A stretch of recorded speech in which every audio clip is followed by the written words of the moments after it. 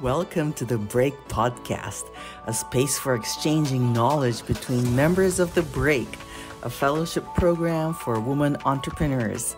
In each episode, we'll explore the experiences, opinions, and of course, the projects that the entrepreneurs are developing to be part of this support and professional growth network. This is a co-production between Lagor Services, Efecto Colibrí, and all the women you will hear throughout this conversation. Enjoy the journey. Be a woman entrepreneur for me is coming back to sisterhood and empowerment each other on daily basis. Women entrepreneurship, I think for sure, is making positive social changes. That's good for not just for women, but for all of men and the whole society. Being a female entrepreneur to me means putting the soul back into business.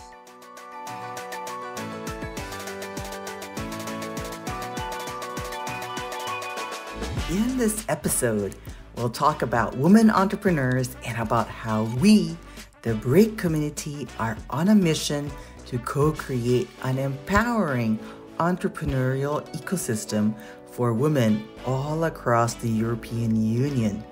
I'm Sarika, and today I'll be talking with fellow entrepreneurs working to bring positive social change in the fields of reproductive health, crowdfunding, and even a delicious drink called Seki.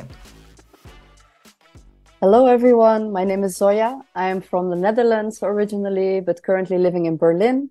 And yeah, I cannot wait to hear about your experiences and also share mine. Hello, everyone. I'm Aga from Poland, and I'm so grateful and so happy to be here with you and can't wait for our discussion. Hi, everybody. I am Sarika from Japan, and I'm super excited to get to talk to you. Thank you for having us. I would love to share a little bit more about how I got started at the Break, actually. So basically in Berlin, I'm currently working as head of marketing of co-working space and startup hub Beta House. Yeah, it's a European startup hub there in Berlin, Hamburg, some other places. And I was working there one day, and then Wilhelm Lappe, who is actually a friend of the Break, he came to me and he was like, "Hey, Zoya, you're an entrepreneur, right?" And I was like, "Yes, I guess I am." And he said, "Okay, there's this thing you really have to apply for here. Here's a link, go for it." And I saw it, and it was speaking to women entrepreneurs who have a project they are passionate about, and they feel like they need some space for 1 month to go somewhere, work on their projects, be surrounded by inspiring women. And I don't know, this whole, what I was reading on the website was just amazing. And yeah, I decided to apply. I was a little bit insecure in the beginning about applying because it says that you had to apply with your company or your startup. And since I'm full-time employed for Beta House, I don't have a company on my own. I don't have a startup on my own, but I did have this idea for the project for over 5 years when I started this journey. And it just felt like a moment where everything fell together. And I decided, okay, now is the time to go for it. And I just worked like crazy, like 2 days, 3 nights in a row, just making up a whole plan about my project and applying for the Break. And yeah, it was just an amazing feeling to be able to get selected for this out of so many people that applied and share my values, share my talents with everybody here. And yeah, I've been lucky enough to be sent to Artieda, to Rural, who are the most amazing facilitators I could have imagined for this journey. They've been nothing but supportive. I'm surrounded by really amazing people. And yeah, I just feel like this is such an important experience in my life and also the life of the women that I have here around me. What about you girls? Maybe Aga, you want to share something about your experience of the Break? Yeah, sure, with pleasure. But I need to say that how amazing it is that the Break is calling to the values, and that we are lucky enough to, to meet today and to talk about this experience. Like never I would expect that I can meet people, women who are so similar in values. And I agree, with all the callings that you were just mentioning, Zoya. And I need to say, And this is like my small secret that I will reveal, that when I saw the break, I didn't feel I'm a good match for the break, because, you know, I feel that this is not only me. This is not only me as a woman who is, you know, having the imposter syndrome or the critic in the head, you know, the one friend who is always there. I feel that there are more women who are there. And when I read all the requirements, I was like, no, my project is not good enough. You know, I will not apply. And then my friend sent the link to me and he said, hey, I totally see you in this, like, apply. I found something extra for you. Hey, take it as a gift. And this was the moment when actually I decided, okay, I will go with the flow and I will apply to this. You know, when the signs are speaking, are calling you, why not to take this adventure? So yeah, I can agree more with all the values, what you, Zoya, mentioned, but I'm very much curious in knowing how Sarika got to know the project. Sarika? Yeah, you know, I've been nodding my head. You can't see me, but I've been nodding my head, Aga, and also Zoya, when you were talking about how you found out and how you felt. So I'm like a mixture of the both of you. I'm in a monthly like a mastermind, female entrepreneurs mastermind. And in that meeting back in, I can't remember when that was, but springtime. And you know what, Aga? I used to live in Warsaw. Yes, I was in Warsaw when the female mastermind of the London School of Economics was happening, and then they shared the break, and it was like, wow, this sounds too good to be true. It's like 1 month away, and with like-minded entrepreneurs. So during the mastermind, I already clicked the the link, and I was like, wow, amazing. Because the thing is, I started my company during lockdown. So basically, I've had a lot of kind of networking, but it was all on Zoom. And this is kind of really the first time that we have this really like-minded community in real life, in person. But this is so nice. We are all, you know, we are more connected than we thought, actually. And this is so great that Sarika and Zoya, you are from November cohort. I was in October, so we can even more share our experience. And this is the great platform to do that. Yeah, so even though our industries are so different, especially the breakers, I think there's a core kind of value we share, despite the nationality or industry, that we actually want to make things better.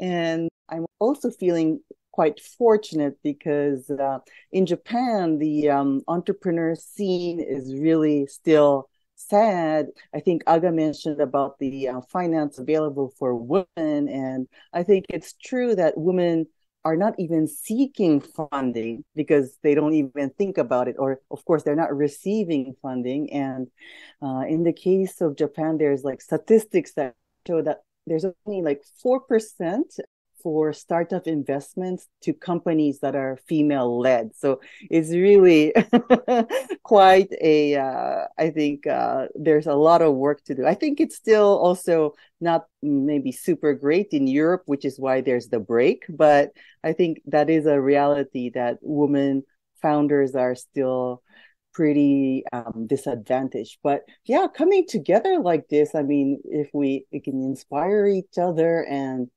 you know, when there's so many data that shows that when women, well, first of all, half of the population involved in making the place better is a good thing, of course, in terms of there's so much, you know, I mean, it's kind of logical sense that when women are empowered and we participate economically, of course, that's going to be good for the whole society. And by connecting with all of you who have the same, you know, mission of making things better, I think when you have role models, there's more inspiration, and we can also collaborate on things. So I think there's only goodness to come out of linking together with women entrepreneurs. What do you think, Aga? Yeah, I agree, Sarika, what you have just said. there are so many areas that we can cover in the question about the gender and about women entrepreneurship. And I have this thought in my head all the time. Okay, just to give you the background, a few years ago, I was doing the crowdfunding campaign, which was for women.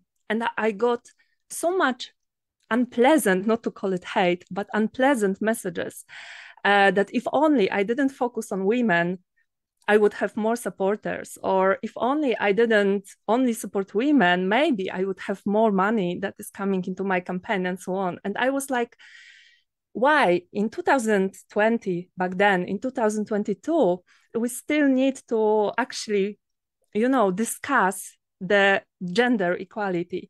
And this is one thing that I have in my mind, that we are not about comparing, we are not about valuing who is better, who is doing better job, who is more efficient, although there are statistics and some researchers. But I think that the beauty is about synergy, right? The beauty is about connecting and using all the approaches. And this women power, and when we are all together, and when we are in the flow, when we are discussing, when we are brainstorming, you feel you can fly and you feel you can do everything, because especially when you are surrounded by women who started the work with themselves. And I think this might be somehow related to gender, but I don't want to value it. I think that men can do this as well. But this is so popular with us women, that we do work on ourselves, that we do understand ourselves. And when we understand ourselves and when we do the work, we can better work with others, and we can, do more things. And I'm thinking about this, because when you have female entrepreneurs, very naturally, you are going to the sisterhood area, basically. And I was thinking about this before our conversation, and I feel that this is a great responsibility, actually. I'm wondering if you agree with me, Zoya and Sarika. But I feel the responsibility because, this is about being consequent, right? So if we are supporting each other, if we women, we want to make the synergy and to work together, it means that wherever we are doing the conferences, the events, whatsoever, we do support each other. We do call for each other. We do take care that, for example, on the pictures that we have seen recently, from some summits, there are women because we care about it, right? We call each other. So talking about women entrepreneurship, I feel it is self-work, it is, collaboration, but at the same time, it is responsibility. What would you say, Zoya? Would you agree? Yeah, definitely. Yeah, I love what you said about sisterhood also. I think the sisterhood and women supporting each other and backing each other up, not putting each other down, but elevating each other is definitely something that, really has shown itself so much during my experience here at the break.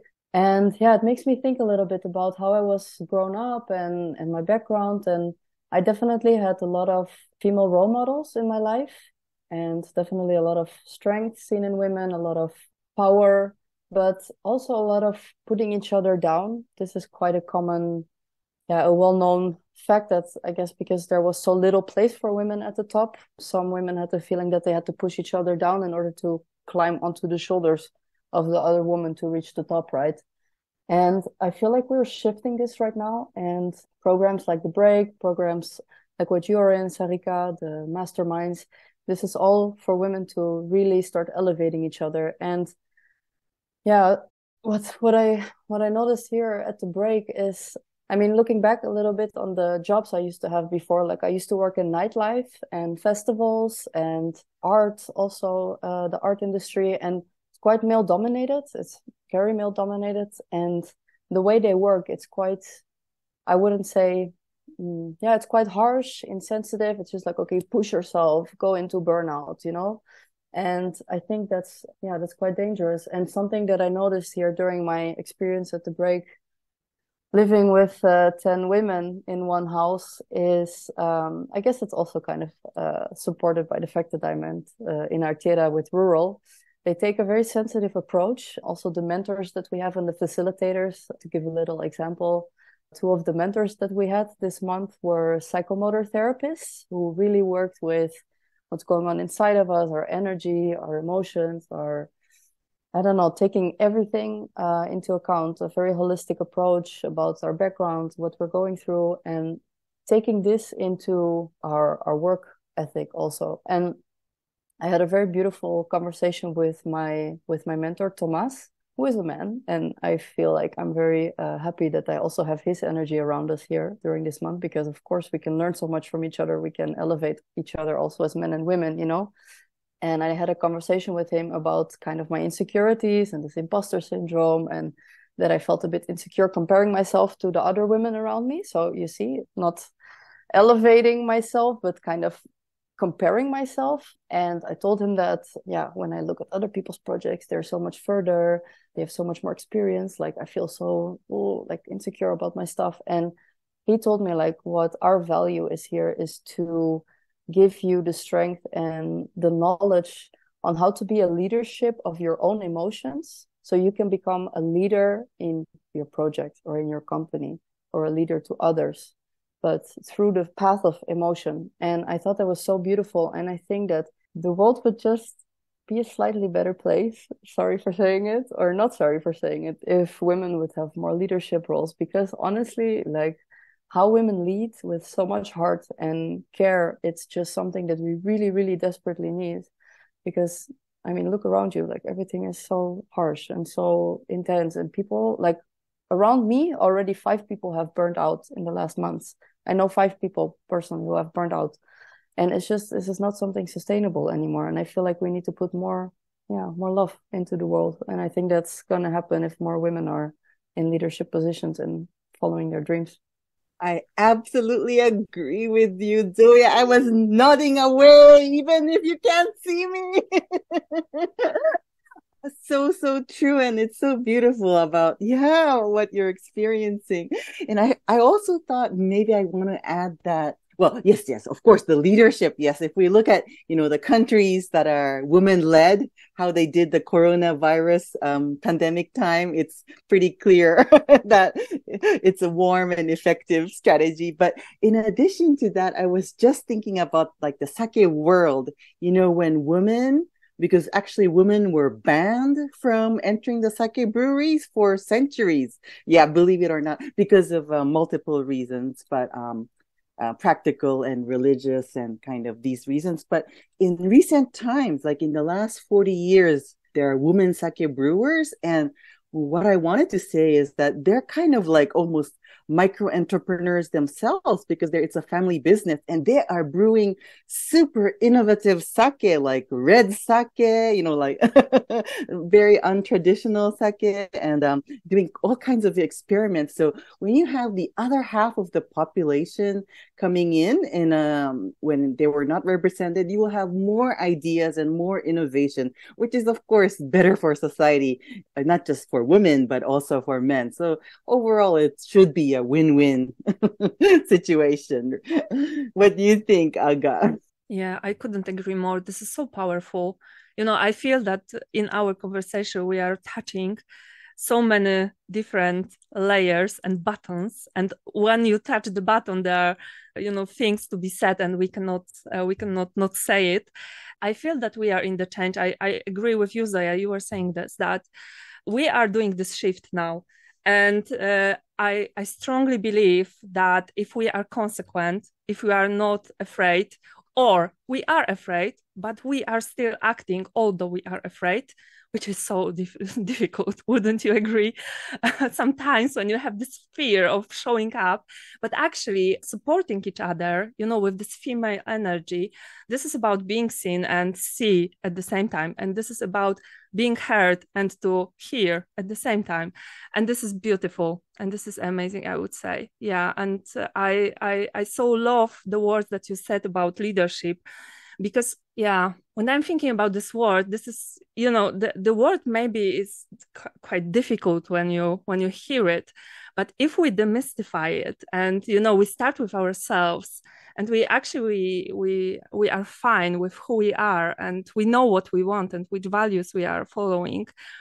I agree with Zoya that we can change the world. And I agree with Sarika that we can influence and impact so much and be innovative, because only when we are secured and safe, we can actually unleash our innovation soul.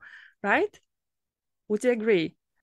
Yeah, regarding the whole innovation topic, I definitely feel like we are at the foot of a shift, kind of a paradigm shift in how people see the world, how people see leadership. And I see it within my own project. My topic is, of course, fertility, and I focus mainly on women or people with cyclical bodies, people with wombs. And I don't know, it's definitely a very big shift. If you look at how my mother was raised, for instance, she was raised in the Soviet Union. So that's definitely something where not a lot of people were talking about this or seeing options. I also talked to some ladies here at the break, which was very helpful for my project, actually. I interviewed a lot of the women here who have very different backgrounds, different ages, different methods. And what I found out is that how fertility has been seen 30 years ago, 40 years ago is so different than now. And I think this is kind of going hand in hand with also how we see leadership, how we see women as individuals, that we have a voice, that we have power. And I think that's definitely shining through in fertility awareness as well. And I even feel like men are also getting more on board and more supportive in this, at least the men around me, which I'm very happy for. But yeah, I guess this is a beginning of a very good movement in a positive and more equal direction. Yeah. Maybe I'll chip in just one thing. Yes, Zoya, exactly like you're saying. I do think there is finally a change happening. So as I mentioned, sorry to keep referring to sake, but that's what I know. Yeah, so I see in the sake industry for sure. I mean, like 40 years ago, it's almost incredible kind of imagine that women were banned, and now women are doing so many amazing things in the sake world, so as brewers, as educators. And I actually have it's a non-profit project called Women in Sake. So like Zoya was saying, you were interviewing people, so I actually interview women in the sake industry to highlight and kind of their contribution and achievement in the world of sake. And it's been such an amazing conversation. And when Zoya mentioned that there's a change happening, I definitely feel that's for sure happening, even in such a traditional 2,000-year-old sake industry.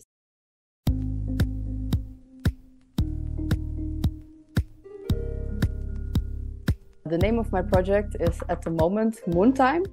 Unlike most people in my group here at the break, my project is still in the idea phase, so quite unmature, but nevertheless very passionate. It started 5 years ago when I was 20 years old as a personal journey when I decided to get off hormonal birth control, because I was on it for 7 years and I felt the effects it had on my body, on my mental health. I talked with a lot of my girlfriends who also had the same experiences, and I decided to get off hormonal birth control. And I decided to take self-exploration, self-education journey around the topic of fertility awareness methods, which is a method you can use to track your cycle and, in my case, avoid pregnancy, also achieve pregnancy, in a natural way by using your own body literacy. So the temperature that your body has while it's sleeping and a few other indicators of your body. And my project is to spread that with not only women, but all people with cyclical bodies.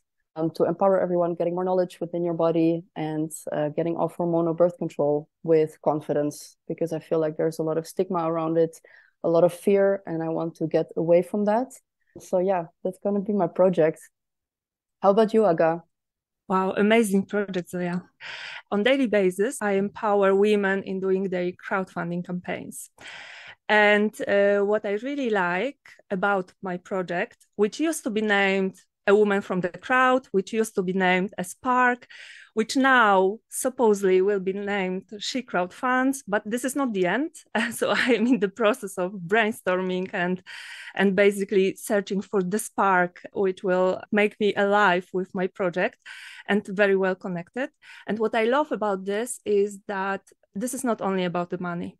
So we are not looking at crowdfunding. I am not looking at crowdfunding as only a goal to raise money, but as a project that gives you much more. The validation of your idea, the validation of your project, the project management itself, the actual adventure that is saying out loud about your project and actually gaining people who will trust and believe in you when only you are authentic, when you show up and, you say. And this made me very sad a few years ago when I discovered that we women, we are only few percent of successful crowdfunding campaigns. And this is not only in crowdfunding. This is, of course, in most financial markets, I would say, including venture capitals, the companies being financially funded by venture capitals and female-led startups. This is everywhere. And what I do, I empower women so that they believe and they grow. And once they are successful, the part of the money they raise is coming back to the fund that I am creating so that we can share more. So this is how we hopefully share love as well. And this is about my project and hopefully the bright future. What about you, Sarika? What is your project about? Well, I love your project, Aga and Zoya. I'm the founder of Sarika International Limited in Ireland. And my mission, I'm in a super niche area. My mission is to help people fall in love with Japanese sake. Well, the reason is that, actually, this is a complete career change for me because my background was in the United Nations. I was working in Kenya, Thailand, Vietnam on actually urban development and gender, women's empowerment. But just by total chance, you never know what happens in life. Back a while ago, I had the most delicious sake in my life. And I was blown away because, my ancestral village in Japan is actually a very big sake production site. And somehow I never liked sake, but after drinking this amazing one sip, I actually learned that our 2,000-year-old sake is in a serious decline. I mean, serious decline meaning sake breweries are going bankrupt every month in my local area, in my ancestral village. And I didn't know anything about this. And like the more I kind of by hobby I started as a hobby, of course. I never thought I would start a company about this. But yes, so my mission is that I really would love to spread the beauty of sake to the world so the sake industry does not decline any further. And of course, in this process, from my background, I of course want to focus on sustainable breweries and women in sake, which is a minority, as you can imagine. Because Japan, as you may know, we are really low in terms of the global gender equality index. We are like the bottom. We are like the really bottom in the so-called developed world. Really, I'm talking about like year 2022. We are, I think, 116 out of 146. That's how bad we are. So, I mean, this is in general in society. So you can imagine how a sake, which is a traditionally, it's changing, but it's traditionally a male-dominated industry. So there's lots that we can do to revive sake through women brewers and women's ideas. So that's me, and thank you for having us. So, ladies, I'm wondering if you have any opinions regarding how companies would look if women were leading it. So, female founders, if they have a different approach to innovation of the company, just different approaches in leadership. Because for me personally, like when I did some research about fertility companies, which is like, it quite shocked me, to be frank, I researched a bunch of femtech products. So for instance, these are wearables that I'm personally using, like one is Temp Drop that you can use around your arm while you're sleeping, that records your lowest basal body temperature, which is one of your fertility indicators. Then there is multiple other products that you can use, like saliva trackers, urine trackers, everything you can track for your overall health as well. And I noticed that all of these companies, besides one, I think, is founded by men or by a husband and his wife, Or, and then I'm already thinking like, was this the wife's idea and they made it like husband and wife founding it so they would get more funding, or what's happening here? And also very interesting that most period tracker apps are also founded by men. And yeah, in the last, what happened now in the US with the whole Roe versus Wade abortion law that they changed, they just went full in on these period tracking apps and these fertility tracker wearables and femtech products to take out the data of this, to track if women could have possibly had an abortion or not. And also, being a user of these type of products myself, I have every period app on my phone that there's out there, just so I can check how it works, see what could be improved. I'm also having a lot of different wearables, femtech wearables, to try out in my fertility awareness method journey.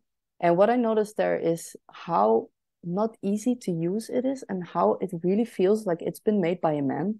Because I feel like if it's a product for women, why is a woman not making it, Of course, men can support that, but I just notice how much issues I'm having with all these products that are obviously made by men. And I think that's just such an interesting fact. And that's why I want to make a change in this area as well, being a woman who found something for women and for people like me and people around me.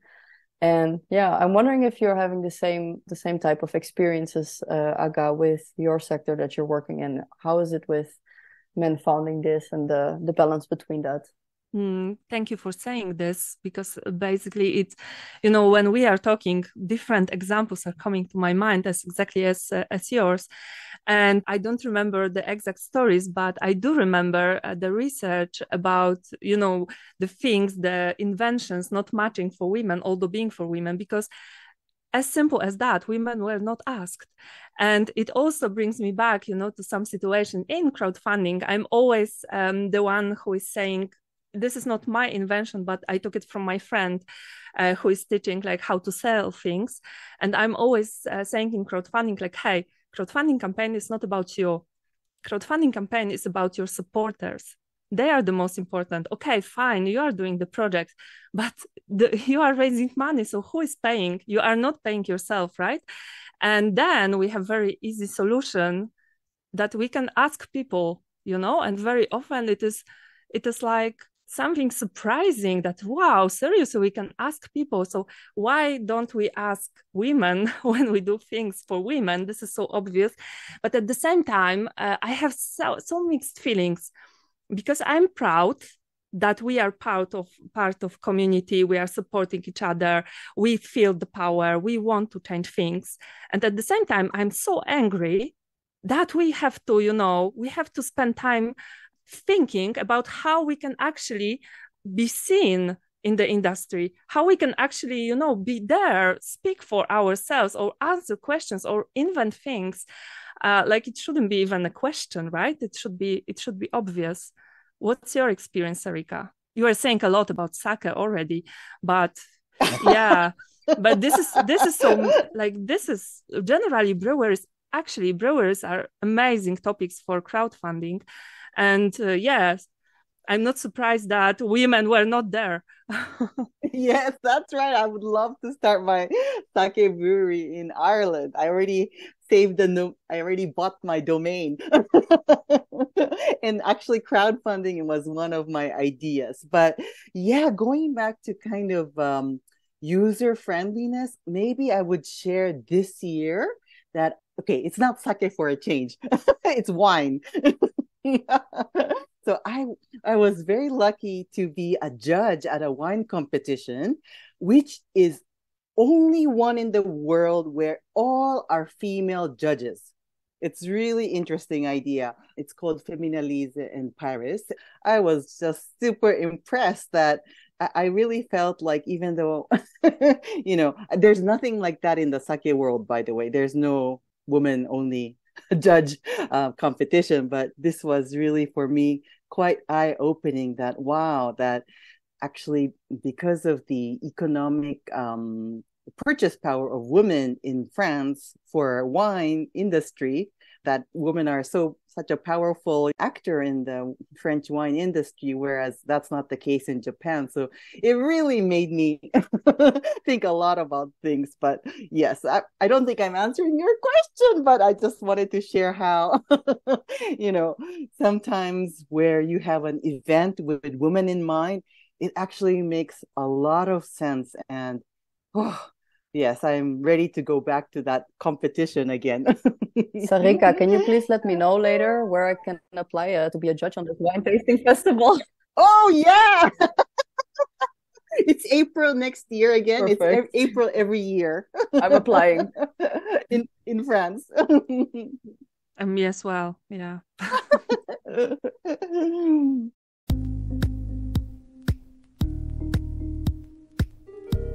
You know what? When we are talking now, discussing all these important matters, being female entrepreneurs and supporting each other, listening to you, Zoya and Sarika, and your powerful statements. And all the time I have this thinking in my head going on, and I need to share with you one thing that came out from the break experience that I was part of in October.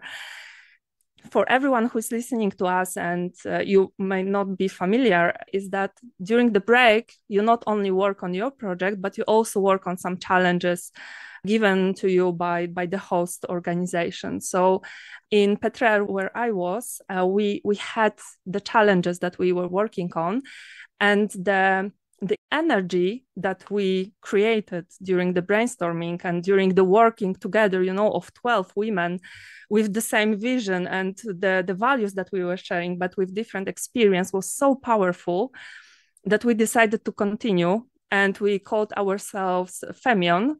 And we are the think tank. We want to make an impact and we want to make a change. Yeah, absolutely, Aga. To me, it's like a 180 degrees change where I have to make the decision by myself because it's only me. And yes, it's really quite a difficult journey. So to be in company of people like you and who get it is really vital, like psychologically, emotionally, such a support. And also, for sure, I think, we can impact the next generations around us, because I know my daughter who sees me doing this will, for sure, I hope, be inspired that she can also, do anything she wants to if she puts her mind into it. So, yeah, no, I absolutely agree with what you were saying. And what about you, Zoya? Wow, Sarika, that's really beautiful to hear what you have to say about the next generations. I really agree. I personally don't have daughters, but if I would have, I would definitely have a lot of confidence in how their journey would be as well, because I feel like we're going into a very good direction. And I think the break has been, what you said, also a ripple effect. I think this is definitely first of many, and I think already experiencing here in my group this month how we came together. One of the women in my group, Kylie, she has a farm in Ireland, and she was already like, okay, we're gonna do a sort of rural experience or the break over there with women here, and it's just how it happens. One big idea, something like this to kick it off, and then each and every one of us that was a part of the break will start their own projects and their own journeys. For sure, we can impact the entire world. I mean, it's like a ripple effect. I mean, from our, immediate community, and it impacts everything. Of course, entrepreneurship is really difficult. I mean, to me, at least, it's been a super uphill journey because, I was originally in the world's biggest bureaucracy. I have sent out the break as a program to so many of my friends, and they're sending it to their friends, and we're talking about it. And I think this is just influencing so many people starting around us. And I'm very, very, very excited to what the future holds for each one of us. Definitely. I very much believe that by being consequent and, by empowering but not by comparing ourselves and not by valuing that we are better, someone else is better, just being consequent in our actions and empower each other at the same time, not forgetting about ourselves, we can seriously impact not only our community, but the world. And I don't think it is too much by saying that we can impact the entire world. Yeah.